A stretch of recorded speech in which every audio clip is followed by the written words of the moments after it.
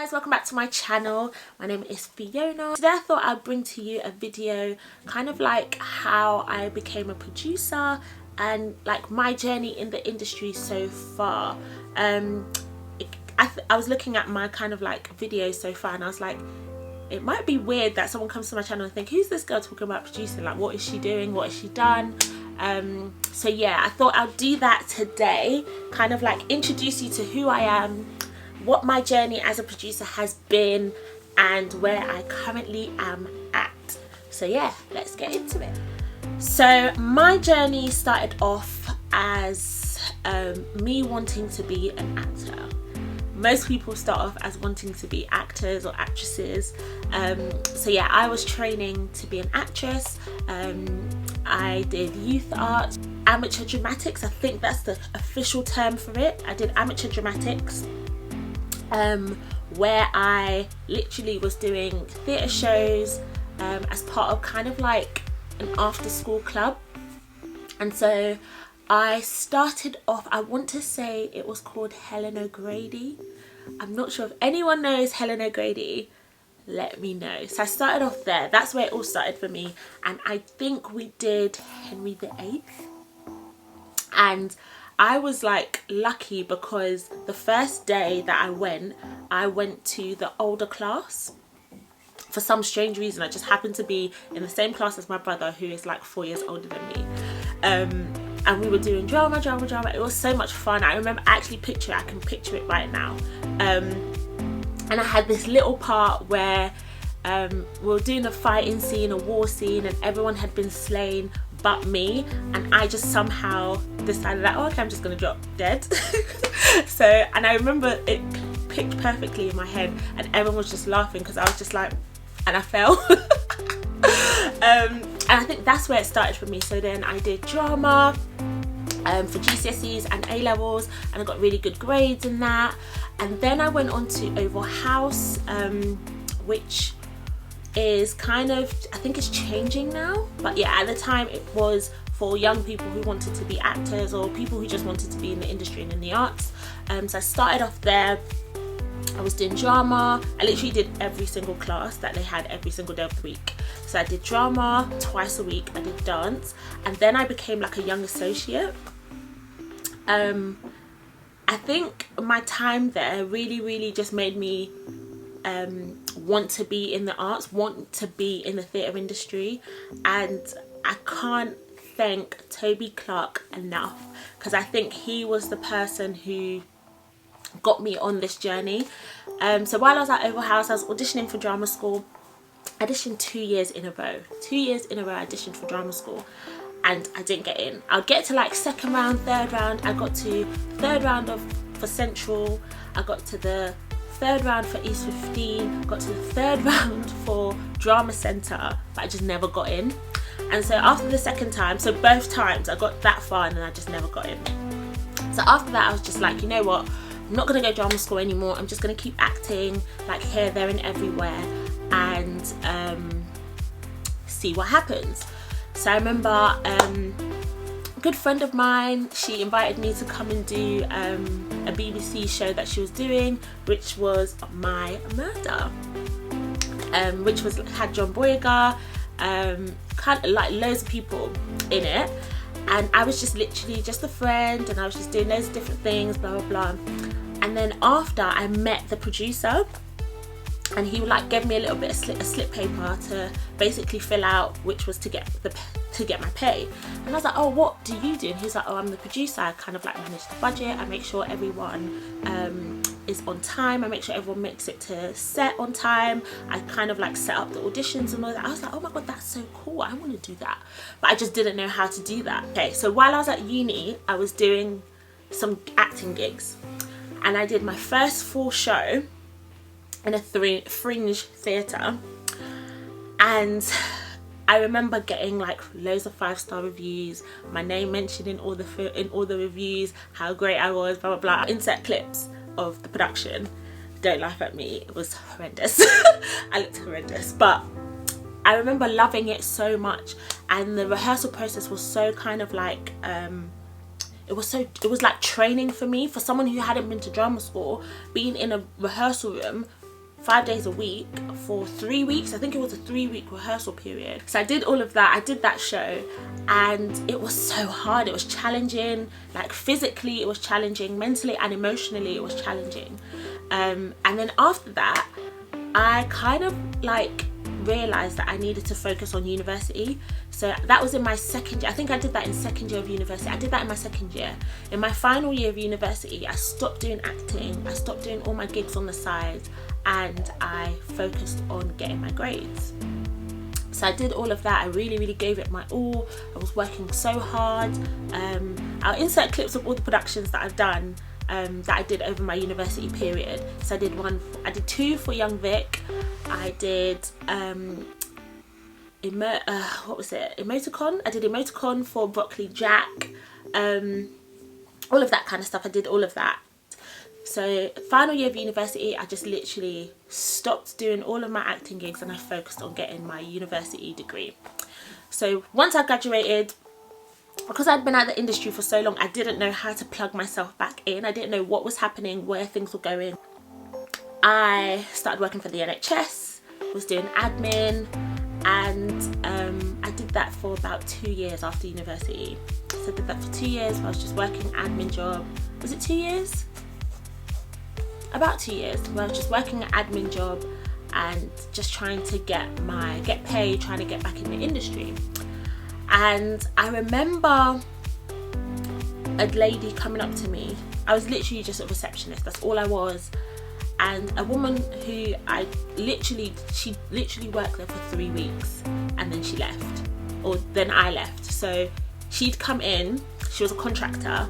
I remember her like lunchtime, she'll just come to my desk, my receptionist desk, and literally just come and chat to me. And one day she said to me, "Fiona, what do you want to be?"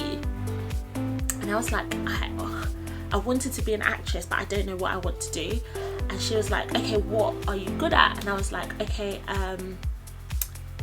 organising, I'm good at admin, I'm good at all these things, blah blah blah. I also want to do something in drama. I want to do something with young people. I want to work in that kind of industry." And she's like, "Okay, have you thought about being a teacher?" And I was like, "No, actually." She said, "You're going to write a letter to your secondary school and you're going to ask them to come in to shadow." So I was like, "Do you think?" She was like, "Yeah, go in, shadow, see how it is, see if you want to be a teacher, see if that's the route you want to take, then we'll go from there." So I wrote a letter to my teacher. I was like, "Hey, I went to this school, I'm now this person, that person, I did this, I've done this," and I was like giving them my portfolio, all of that kind of stuff, "and I would like to come to your school and shadow." She emailed me back straight away and she was like, "Yep, 100%, jump on, come to the school, we'll give you 2 weeks shadowing experience, you just need to come in twice a week and that's fine." So I went in and I shadowed the drama class for the 2 weeks. She was just talking about her frustrations and how, it's so hard being a teacher that loves drama, that loves theatre, that loves the arts, teaching kids that are not interested in it. And so she was like, "Oh, what do you want to do?" And I was like, "Oh, I'm thinking of going to do a teacher training program and becoming a drama teacher." And she was like, "Oh, okay, kind of like, what have you done, what experience and stuff?" So I told her all my experience and she was like, "Oh my god, the kids would love you." So I spoke to the kids and I told them exactly what I'd done and how it started for me in the drama class, in a drama room, and how I got to do all these incredible projects that I later on did. And then I went back to my NHS job and I met the woman again and she was like, "Okay, what do you think?" And I was like, maybe not. And I said to her, "Oh, maybe I should get some experience in working with young people and working in that setting." And she was like, "Do you know anyone who could do that?" And I was like, "Yeah, 100%. And I emailed who worked at the Young Vic at the time. And I just literally so happened to email her. And it wasn't kind of like me asking for a job. I literally emailed her and I said to her, "I want to shadow you like 1 day a week. So I'll cut my NHS job down to 4 days a week and I'll go 1 day a week to the Young Vic." I wrote the email and I sent it to the woman at my work, the NHS workplace. And let's just say her name is Sandra. I sent it to Sandra and I was like, "Oh, this is the email." She's like, "Nope." She literally annotated my whole email, made me write it again. I sent it to her again. She's like, "Oh, I changed this, change this, change this." So I did that, literally did it 4 times for one email. And I was like, why so inner? She was like, if you want an opportunity, you need to present yourself as the best you can present yourself. You sending that email, you need to make it like you're passionate about it and that you really want to do it, and it's not just something, it's not an afterthought that you thought about. And I was like, that's a valuable lesson that I learned from Sandra. I sent it to Sandra and I did it 4 times. I did that email 4 times because Sandra just kept saying to me, oh, fix this, fix this, fix this, fix this, fix this. I think within a week, she's like, oh my God, Fiona, this is so exciting to hear, blah, blah, blah. We have a job opportunity coming up. Do you want to apply? I literally was like, how? So she explained to me that basically it's like an internship. It's a paid internship where you can work in the Young Vic for 9 months on all their projects, all the young people projects, all the young people strand. You know, you get to do your own project at the end of it, and they help you basically get your foot in if that's what you want to do. I was like, yep, sign me up. So I literally went to Sandra again. I was like, oh my God, look at the email she sent me. This is the application. Can you help me? She was like, yep, do the application, send it to me. Again, here we go. I did that application 4 times. I was starting to get frustrated because I was like, oh my God, I'm giving everything and she just keeps coming back with more. And she was like, she wants me to get the job. Like, she wants me to be in a better position and in a better place than anyone else. And I think, so yeah, applied for the job. And at the same time, I was still shadowing at my old secondary school 1 day a week. And so I had that experience to say on my application. I had all the shows that I'd done previously. I had the fact that I worked at the Young Vic on a show previously, like all of that kind of stuff. I just literally put it into that application, and I had my interview. And I sat down, I was like, okay, Sandra, who's not Sandra, I was like, I have an interview, help me. And she was like, okay, they're probably gonna ask you XYZ. And she was like, okay, so write down some answers. So I wrote down some answers and stuff like that. And she was like, okay, cool. So I went to the interview with Sharon. It was Sharon, Imogen and Kirsten. Asked me questions. They asked me like, what's your favourite show that you've seen at Young Vic? Why do you want to apply for this job? What do you want to do? And at the beginning of my internship, I said to them, I want to be a teacher, and I feel like having a year's internship at the Young Vic that is big for its community work will give me something incredible to write about when I write my PGC application. So I did that. And I think later that day, Sharon called me and she was like, I'm not meant to tell you this, but you've got the job. I literally started screaming. I was walking on the high street and I started dancing because I just didn't think I would get it. So I got it, and I did that for 9 months. And honestly, changed my life. Like, the best thing that I've ever done in my whole career was that internship. It was so much fun. I learned loads. Like, everything that I was curious about, I got to figure out. So like, I was curious about how shows run and how productions happen. I got to shadow the whole tech rehearsal of Blue Orange, which featured Daniel Kaluuya, who is the guy from Get Out, Queen and Slim. He's in Black Panther. So I got to shadow that whole experience. Literally did my own project, and it made me realize, okay, I want to be I want to do this job that I had. That's what I want to do. So from there, I applied for loads of jobs, and I went to the Donmar Warehouse. So I was the education and access assistant at the Donmar Warehouse. So I was working with their schools and community program, and in response to every kind of show that they made on their main stage. At the time, they had, normally the Donmar only do 1 show at a time because they only have 1 space, which is different from the Young Vic that sometimes have 3 shows on at the same time. So at the time though, at the Donmar, they had opened up another space in King's Cross. I didn't really enjoy it. It was not kind of what I wanted to do. I mean, that role was very admin heavy. And not that I don't like admin, I love admin, but I also like the creative output of a producer. And I didn't feel like that was what I wanted to do. So I left there and I went to BAC. I think BAC was the place that really cultivated my desire for the role of a producer. I went to BAC and I worked there for 2.5 years, and my main role was literally festivals, so Homegrown Festival, which happened once a year, and then Beatbox Academy and Homegrown Company. So those were my 3 main projects, and in my 2nd year at BAC I got to produce my own strand of Homegrown Festival. So I got given a little bit of budget, and I got given free reign to produce and program my own stuff, which was exciting and amazing. I produced this whole dance night, got some really incredible dancers, got a really incredible host. I had Bird Gang, I had Far From The Norm, some really, really incredible dancers. Dana and Sia. As part of that whole dance night, I got to literally just free reign to do whatever I wanted. So I was lead producing it in partnership with my manager.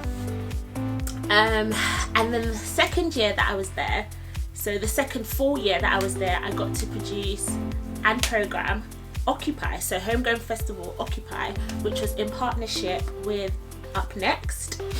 And I curated that. Well, Saad curated it, and then I helped produce it and put it together. In my time at BAC, I really got a knack for producing and really found like my stride. I really got into my stride. I really come into my own. I assistant produced BAC's Frankenstein, How to Make a Monster, took it on tour. We went on a regional tour. It's now done a national tour since me leaving. Really loved it. And so coming towards the end of my time at BAC, I literally decided that it was time for me to leave. And I remember sitting with Saad. Shout out to Saad if you're watching this. Incredible human being. Totally love and adore Saad.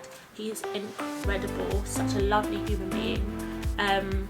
Yeah, so I did that, and I remember sitting down with Saad and I was like, I don't know what I want to do next. I know that like I don't want to work in community arts anymore. So can you see how my story has evolved? So it started off with me, you know, not knowing, me figuring out what it is that I wanted to do, me having a passion to work with young people, and kind of like working with the BAC Frankenstein lot and seeing how we can professionalize young people's voices and put them on massive stage. Like Frankenstein was part of the BAC's grand opening for the Grand Hall, and literally seeing that kind of show on that stage and that level of production, I was like, okay, I want to work on bigger productions. I want to work on mass ensemble productions. Like that was my kind of like thing. I wanted to do like musicals. I would love musicals. I love a good musical, and for me Frankenstein was that, but it was such a unconventional musical. Sat with Saad and I was like, okay, I want to progress, I want to move forward. I feel like I need to change jobs, and that's how I got my current job. So my journey as a producer hasn't kind of been typical in the sense that some people do a training program and then they become an assistant producer on main house shows. I think my trajectory came from me doing a lot of festivals, doing a lot of young people projects, and I think being able to do those kind of things at BAC,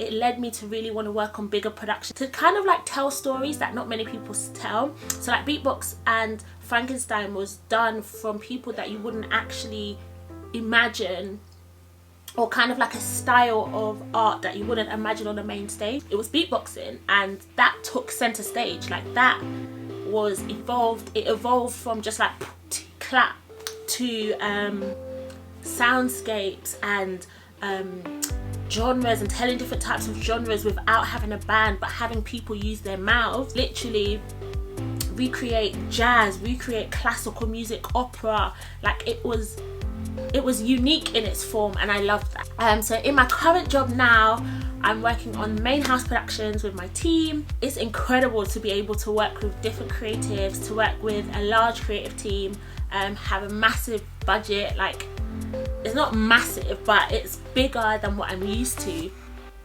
and just seeing how that works, like the whole operation behind it is so incredible to witness. Sometimes it gets a bit mundane and sometimes it gets a bit frustrating, but ultimately, you know, when I think back and when I sit back and look at where I've come from and how far I've come, it's incredible to be able to sit in the position that I'm at now, where I'm making main house production shows with a larger budget, with a full production team, with a full creative team, and working with like 5 to 6 actors on a production, or yeah, it's just so incredible.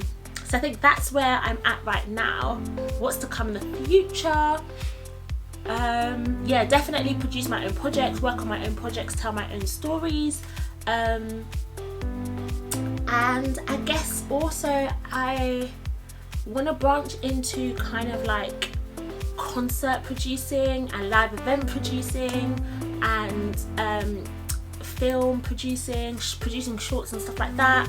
So definitely working on those kind of things, and hopefully working with producers and project managers and production managers to do those kind of things.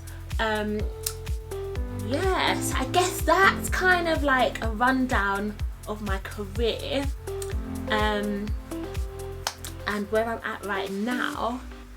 I think something that I'd love for you guys to take away from this is kind of like, it's so important to just sit down and look at how far you've come. Yeah, like I would encourage you to really look at the things that you were excited about, passionate about, things that you did when you were younger, and just see how that might transcend to who you are now and what you do now. I know it's so hard in this time and season to look at the good things, but honestly, there are things to be grateful for, there are things to be thankful for.